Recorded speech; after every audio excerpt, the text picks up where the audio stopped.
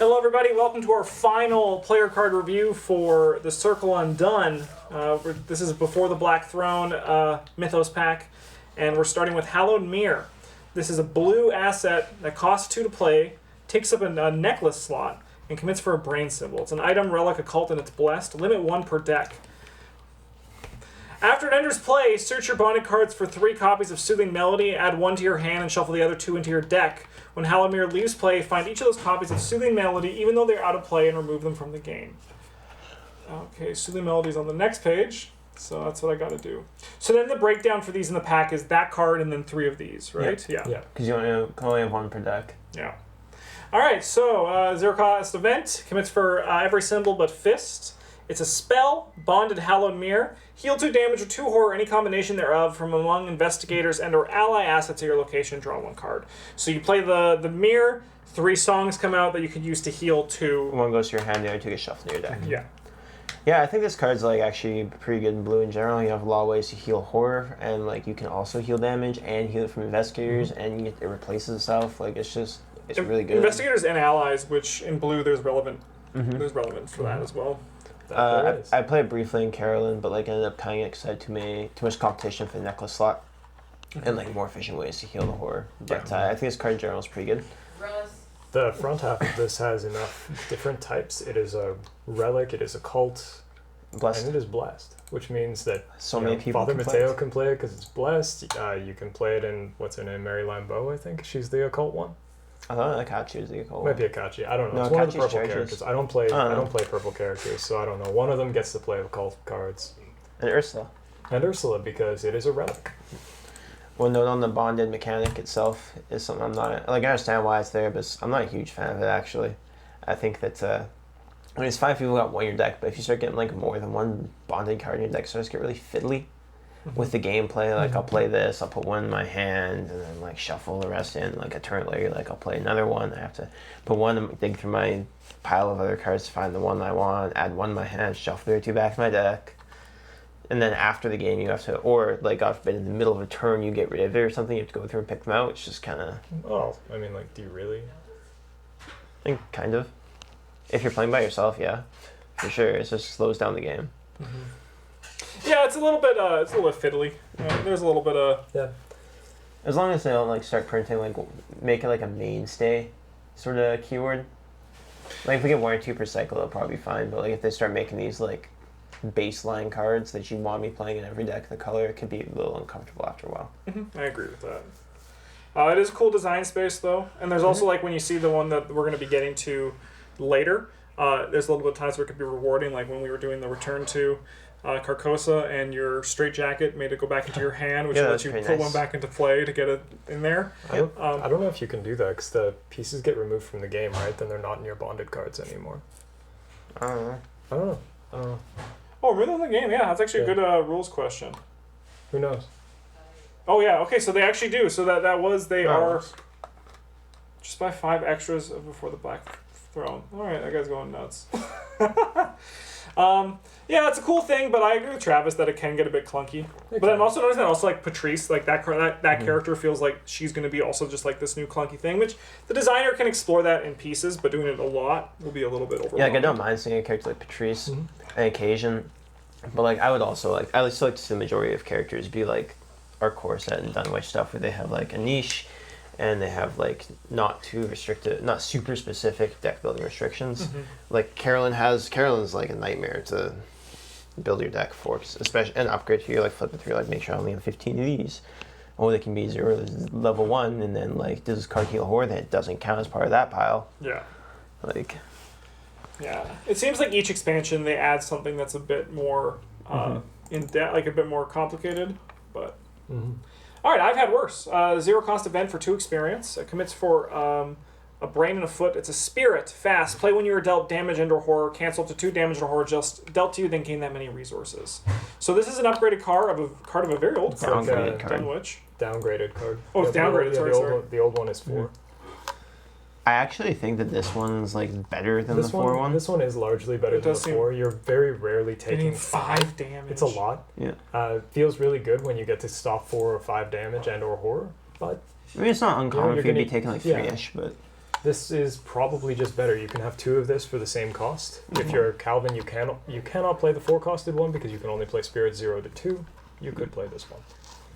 Yeah, this one just seems better. And if you are taking 3, like just taking 1 and gaining 2 resources is probably a better exchange than just gaining 3 resources and blocking. You'll just feel for the experience you spend, it'll be better for you.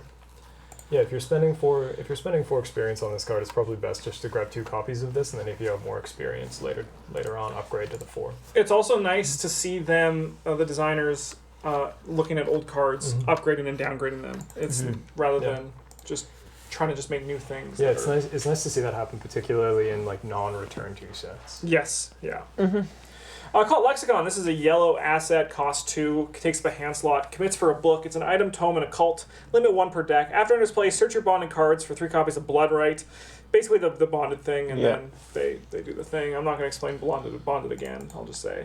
Let's show Bloodright. This one I saw Travis worked, and it's playing with it, and it seems pretty strong. Well, I think the other one's good. I think this one's like ridiculously good. 0 cost event, commits for a brain, a book, and a fist. It's a spell, bonded with the Occult Lexicon. Draw 2 cards, discard 2 cards from your hand. For each card thusly discarded, you may either gain 1 resource or spend 1 resource and to deal 1 damage to an enemy at your location. This does not provoke attacks of opportunity, for it is not a fast This action. card just does so much. So it's like you can draw 2 cards with it, or you can draw 2 cards, get rid of 1 that you didn't like, or get rid of 2 cards you didn't want. And then further on that, you can either, for each card you're getting rid of, you can either gain a resource or you can pay a resource to do 1 testless damage that doesn't provoke attacks of opportunity. Like this card filters your hand for filters through your deck for relevant cards, and like you can use it to kill things in yellow. It's so good. If you have this card and you have that upgraded thing that uses secrets whenever you draw cards, deal damage to enemies, you could use this to kill like huge things. Yeah, this card's so good. Yeah, seems very good. I would play this in like almost every yellow deck I built. Yeah, plus the front half being a tome means that it's very easy. Sorry, not very difficult. The other one. Opposite of what I was going to say. To get out and put these into your deck and start playing with them. Plus the first one you play gets you that much closer to the next one. So.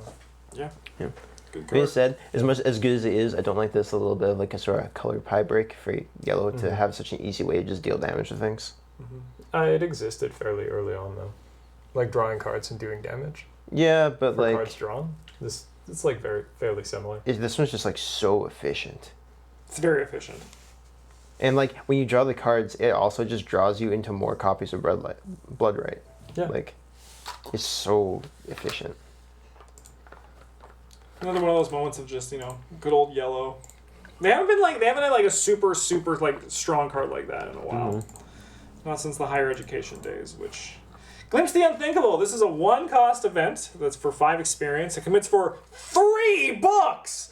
It's an insight. Shuffle any number of non-weakness cards from your hand into your deck. Draw cards until you reach the maximum hand size. Remove Glimpse the Unthinkable from the game. This card could be good, like if you're playing like higher education deck, like having cards in hand is definitely a yellow theme, something that they want you to do. But it's a little bit dependent, I feel, on like what kind of weaknesses you have. Like it definitely gains in value if you have like the hidden ones for New Return to Path, Carcosa expansion, ones that are gonna sit in your hand and be a problem. But sometimes a lot of weaknesses you draw them and they go into play and it's kinda like okay. But, this one's very good if you're playing with the bonded cards that want you to find all the pieces, put them together. I think this card's like just a decent. If you're playing Joe, it's sick because you have 1 fewer weakness in your deck, and you're less likely to draw weaknesses with this. Yeah. I think it's also quite Joe solid. with the one that makes him have fewer resources, and he's just like, just draw 8. Yeah. Whatever. I think this card is also quite solid if you're playing like a skill-heavy, minty, fun deck, like probably. It's probably very good. It's very good. It seems very good. I would like to reload and shuffle away these cards I haven't been using. Yeah, 100%. That's probably like It one seems of very strong. the current investigators it's best for. Like I don't think there's too many times where I'd rather spend 5 experience on this than I would on Panoptic manuscripts. I agree. No, I agree. Like it's very, the experience cost is quite expensive. And it is tough to argue with Will to Survive, but you pick the tests. Yes. Yeah. But yeah, like in Min is probably the place I'd see it most because once she gets like her stuff, she's kind of like, okay, what do I spend this on? I don't know. I wouldn't say unthinkable. Next card's your gimmicky green card for the expansion. Alright, you owe me one. So, it's a favor and a gambit. It's a 0-cost event. Commits for every symbol but brain. Look at another investigator's hand. You may play a non-weakness card in that investigator's hand under your control. If you do, you and that investigator each draw one card. I feel like this card is named wrong. It should be IOU one, because you're taking a card from somebody else, right? Mm-hmm. Like if it was you're not giving anything away. They don't owe you anything. Yeah. Yeah, but you're even the flavor text kind of goes like yeah, sure, that's what you said the last 3 times, but like then it also works with like the. I don't know. No, it's a guy calling him. He's like, you come, bring me some ammo. You owe me one. And the guy's like, yeah, like this is what you said the last 3 times. But he's like gonna do it anyway because he's like kind of friends with this guy, right? Yeah. It's not actually like a business transaction. This card's really cute.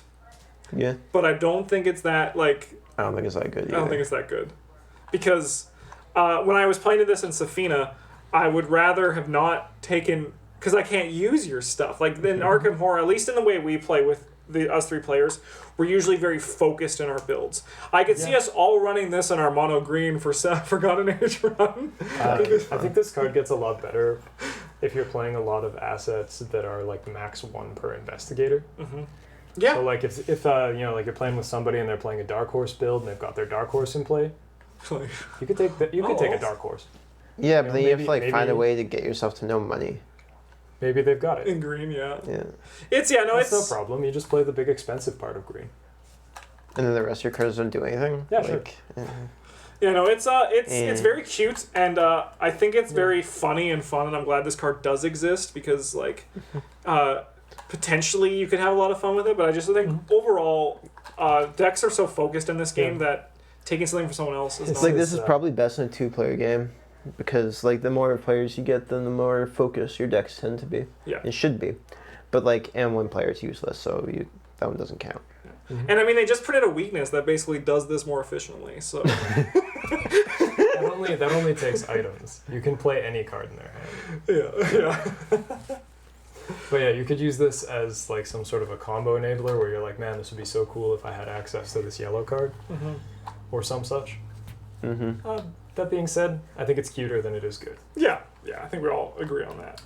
All right, this card's cool. Yeah. Also very good. All right, double. It should be. This is a 4 experience exceptional green asset that costs 4 to play. It commits for a brain and a book. It takes up a spell slot, and it's a ritual.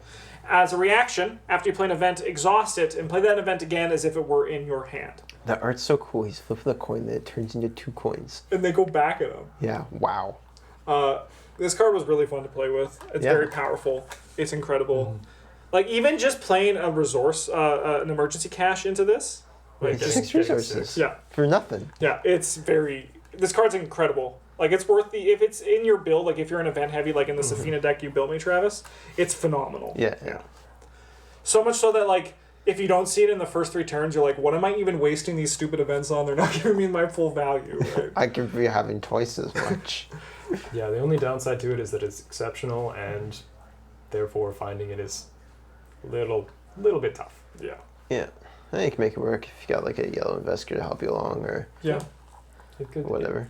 Card's sick though. There are definitely ways to make that easier. It feels so powerful. It's a pretty good card. You gotta build around like a little bit, but it's not something you just put into any green deck, right? Because you need the events to. But then you get to sneak attack someone. Twice. That's very They're like, "Ow, what'd you stab me for?" And you're like, "Want to see me do it again?" Yeah. Yeah. There's not much more to say. Card's great. Wither. Level 4. Level 4. I can talk about this. I just played with it a bunch. So this is a 4 experience, 2 cost asset that takes up a spell slot. It is a spell. Commits for 2 fists. It's an action. Fight. This deck uses brain instead of fist. Last one wasn't. The last one? You get +2 brain for this attack if bad shit but not the auto fail is revealed during this attack. The attacked enemy gets -1 fight, -1 health, and -1 evade for the remainder of the turn to a minimum of 1. This is one of the ones where drawing one of those chits in a spell is a good thing. But the game doesn't let you do it most of the time. They save that for your shriveling, as we discussed. Yeah. It's kind of it's a clever way to deal 2 damage without dealing 2 damage, but it's not really reliable. I found the point of this card was in my deck to fight things that I didn't want to spend charges on. Fight the weak guys that maybe a level 5 shriveling charge is worth a whole lot more than. Yeah. Yep. This card would also be very good if you were playing an Olive McBride build, Mm-hmm. because you are much more likely to see one of those tokens when you want to. Mm-hmm. I think I bought this one for 2 experience because I had the... Yeah, because you had the level 0. And Yeah. like, I As feel you like should. at 4, yeah, like that's why it costs 4. I think that's going to be now the new thing, that all spells are going to be more because you're just expected to take those in purple, as Travis says. It's a bad choice not to. If I didn't have those, 4 is too expensive for this spell. It's not good enough to yeah, you do should, what it does. You should buy the upgraded Sixth Sense instead. Mm-hmm. That one's really good. But yeah, the card was very, it was very just efficient. Like it was, no, not efficient, dependable, right? Like, because it makes you attack with your brain. Yeah, you get +2 to your attack value. It's good. Mm-hmm. But yeah. Not good for killing huge guys, but... You'll notice that we're pretty harsh on blue cards that give you... If this was like a blue card that was like, you get +2 punch and then like only deals 1 damage and then it gets the benefit if you draw one of the other ones, we'd probably be pretty harsh on it because... Well, blue has a lot Blue has better options. Like purple doesn't very good options. really have such efficient ways to deal with low-level enemy or low-tier enemies. That being currently. said, Enchanted Blade, upgraded Enchanted Blade, even when it is just attack at +2 sometimes, still good. All right, 6 cents upgraded.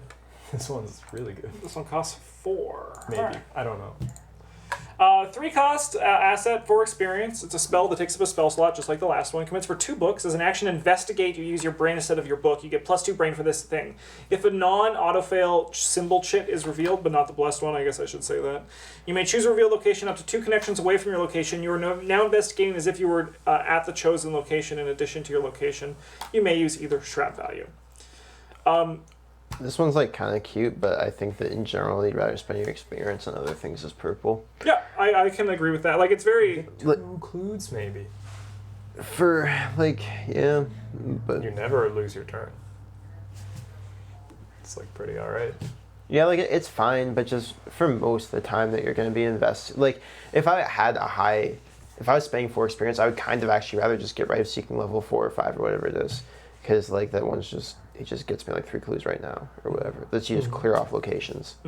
And I think the as we said in our review for 6 cents, the base level one is enough to make you able to investigate, right? Yeah. If you're a single player, this might go up in value a bit if you want to not like do Rite of Seeking, if you don't want to risk it, and you'd rather just have consistent, be able to grab one, basically investigate as if you were. But like being able to grab 1 from 2 different locations is much more valuable as a single player than being able to grab 3 from this location as multiplayer. Yeah. But I think if you're in multiplayer, there's probably someone else as purple. Like if you're the purple player, there's probably someone else who's going to be getting clues. Yep. So that's like when we were playing, why I would shift away from it, because it's like, okay, now it's time to go into damage mode. And I think spending ultimately 2 experience, let's be real, because once again you have the whatever that card is called. It's better spent somewhere else. Yep. But the effect is powerful. It's like an option for that. Yeah. And I think with the Olive McBride, that's her name, it becomes more valuable there too, because you can Yeah, like this one's pretty good if you can consistently do it, but like you can't. So I think it also depends a lot on which purple investigator you are. Like if you're playing Agnes, you probably want to be doing damage anyway. This is just like a thing you could do. Jim would also probably be better in this yeah. one because he has another symbol in there. If he draws the bless, he'd be like, "This is the skull." And I'm playing Jim when we do our mono purple, just so everybody knows. Ugh. I got my trumpet. Only if you play I think Song of the Dead. If you're playing, like, there's definitely an argument to be made for playing this one or upgrading to this if you are getting clues a lot and you're playing one of the 4 base brain purple investigators, because that +2 counts for a whole lot more than when you start with 5. Yeah, this one you can also it's kind of like fits into what you need your build to be for your group, right? If you just need someone who's like, oh, I need to occasionally grab clues, but someone's else doing it, I can grab this upgrade if I have nothing else to do. But the problem in purple, there's so much to do with your experience. Yeah. Like I was looking through, like there's so many things that are so powerful, and there's so many spells that it's like this only costs 3 experience. Do I want this? Yeah. Like I would still probably rather have Rite of Seeking in this if I was like the principal clue getter. Yeah, I agree. Because even if you do lose the rest of your turn, like you just already got all the clues off the location. Who cares? Yeah, this one doesn't use charges though. That is another big thing too. That's a notable upside, right? Like this is going to be active the entire game. Every time you want to investigate, this card's ready to go. I'm interested to see this one in action. I think when we see it in action, it might become It's fine. Like, I'd Yeah. pay 2 experience for if I had it laying around, but I don't. It's never gonna be a priority upgrade for me. Mm-hmm. I think that also just goes in the base one. This is loading, so I'm going to still talk. The base one is still just very good for a Yeah. starting one. Well, it's because damage and clues scale differently. Yeah. All right, Lura. This is a red cost, 1 cost card event that costs 2 experience. 2 foot it commits for. It's a trick. Attached to a location or to a connecting location.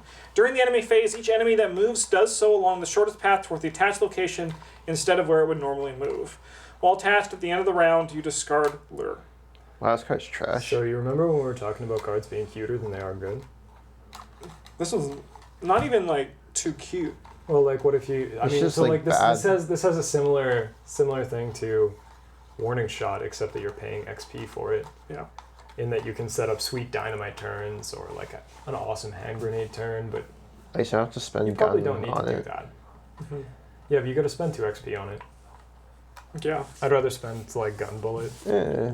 Like, just it's have- too yeah. too red experience though. It is Red too experience is worth less. Yeah, I just I'm not just think saying this it's card's gonna good. be I so- do think it's better than Warning Shot though. I just think this card's going to be so dead. Like, it commits for 2 foot, which is nice, right? But then you spend 2 experience on a manual dexterity that doesn't draw a card. No, it's like Oops, where you sit there and you're like, I'm gonna get him, I'm gonna get him, I'm gonna get him, and you never get him. Yeah. Yeah, 100%. 100%. However, I would consider buying upgraded Oops. I would not consider buying this card, really. I don't think, Well, if this one's upgraded. unless I know the scenario we're going to play very well. Like if we're playing the Devourer below, this card is a whole extra turn against Omordath. You can trick him into moving the wrong way. It can be 2 extra turns against him. Into doing something that doesn't matter while your team figures something out. Yeah, if it was... This card, Give it to me at 3 experience and it costs 0 and it's fast, and I'd be happy with it. Yeah. this card's also pretty good with the telescopic sight. Bad deck, trial. Bad card dot deck. Yeah, I just think it's going to be dead so much. Yeah. You're going to be looking at it being like, why wasn't this a eucatastrophe? Yeah. Oh god, I have to change this because for some reason this is a freaking PNG. Give me a second, everybody watching at home. It's a eucatastrophe! This is a 2 cost, 3 experience, red event that commits for 2 Resize wild it. symbols. Right? Resize it. It's huge. It is big. Thank you, Travis. Wow, it's so hyped that it was like 2 wild symbols. It really wanted you to know it. It's a Fortune and a Blessed, fast. Play when you would reveal a Chaos token that would reduce your skill value to 0 during a skill test, including the autofail token. Cancel that token and treat it as a Blessing token instead. Yeah, this card's actually insane. Yes. Especially in Father Matteo, where you like pay 2 resources to do my test and then take another action. Yes. Yeah. It does have to reduce your skill value to 0, but But it basically is his ability again, right? Because his ability turns the autofail into... And if you don't draw the autofail and it never triggers for that, good job, you never drew the autofail, right? I just think there's... this card is actually insane if you're playing Silas Marsh. It's like super lucky. Because you play it and you're just like, card says, commit a skill card from my graveyard to this, I'll commit a resourceful, I'll put this back in my hand. Yeah. Let's keep doing it. Yeah, That would right? be so fun. You would feel so powerful. This card's incredible. Yeah. There's not much more to say. It's... Father Mateo's ability is very good, and this is this on a card. Like, there is a little bit of a... But you're probably going to be using this more often for when you get an autofail, because the game knows to do that on the time where it's most opportune for it to do it to screw you. Well, yeah, you're going to do it at the turn after you committed it for 2 wild, because you're like, we're not drawing the auto. Don't do that. Yeah. That is like, you can commit it, and there might be times when you're like, I'm never gonna need this, but like it's such No, it's like maybe my teammates doing something really important, and them doing what they're doing is more important than anything else I'm gonna do this game. Yeah, because you cannot play it on somebody else's ability. It has to be yours. Yes, that's a good. So that's that would be the point that you would want. I'm actually surprised to give 2 wild instead of 1, but Yeah, that does seem to be the going rate for this type of card, right? Yeah. Like, just commit for a single wild. They probably put the double wild on it because of to influence you to spend it on other players when it was incredibly necessary. make the card worse by making it better. Oh man, this card is sweet if you're playing with an old hunting rifle build. If the game's like it jammed and you're like, no. It shot and I and gotta I'll do something this. else. Jokes on you, game. Yeah. Anytime you can say jokes on you, game, it's a good day. And that's the last card for this pack. What do we think of this pack? Is like good. Yeah, I think it's good. Yeah. Again, it's like not one I would necessarily buy. Like if I don't have many cards, I wouldn't prioritize it for that. But especially since like one of the blue cards or one of the yellow cards only contribute one copy to your deck. Yeah.